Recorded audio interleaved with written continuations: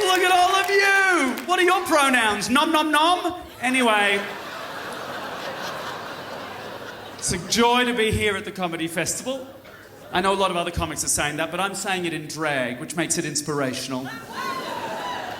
I am brave. And as a white, cisgendered, middle-class gay man, I love being called brave for doing the bare minimum.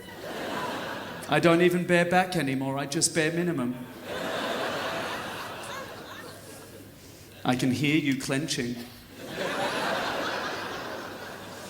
This is so fun. This is so lovely to be here. Because recently I was in London, and it's weird being in London because the last time I was in London was when the Queen died. If you want something done. I've only recently been allowed back in the country, so we had to tour through the US. Weird gay scene in the US. Very superficial. Just a lot of really buff, hairless men who just want to fuck buff, hairless men. It's like, just to get your dick sucked, you've got to be on steroids and chemo.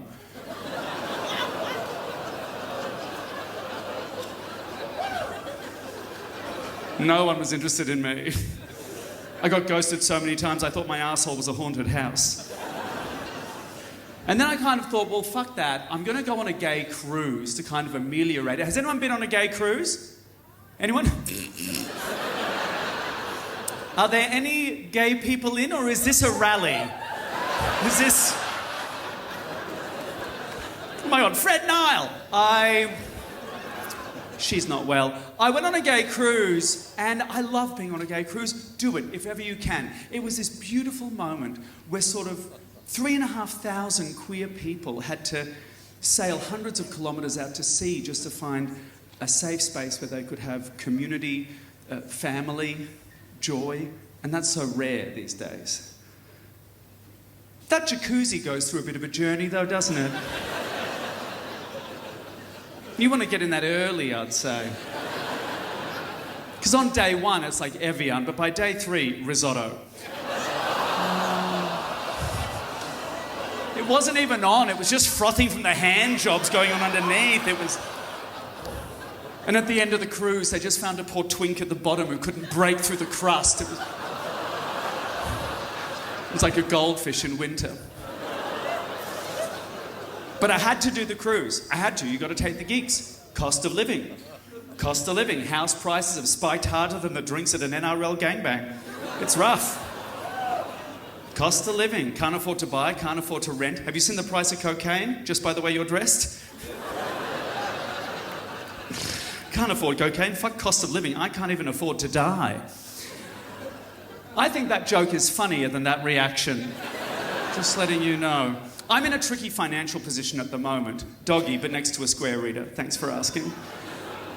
Where I have to choose between 2 of my meds. I've got to choose, in my budget, we all have to make compromises.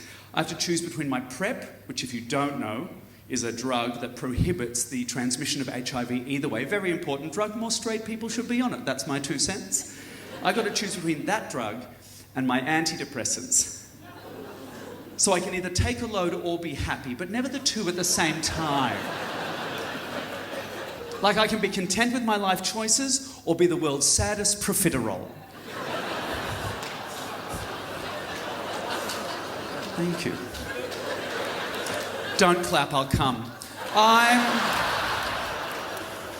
And I don't think social media helps at all. I think it all just layers trauma on trauma. I'll give you an example. Before TikTok, I already had suicide ideation, but now because of it, I've got body dysmorphia.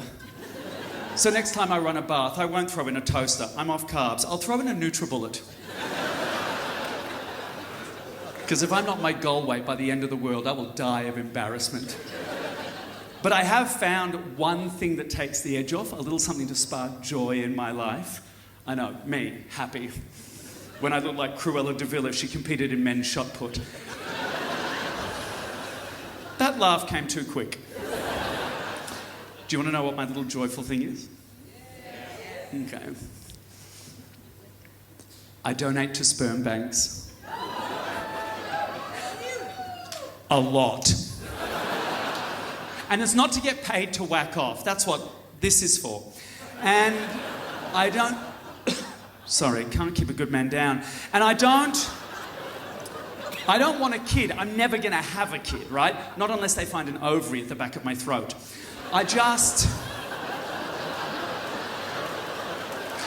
You all have to speed up. I'm going to be honest.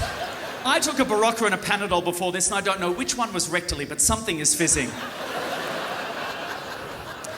I don't want kids. I don't even really want a family or a partner. I don't need a partner. My ideal man is someone who rocks up at 2 a.m. with a pizza, gives me a hand job, and then turns into another pizza.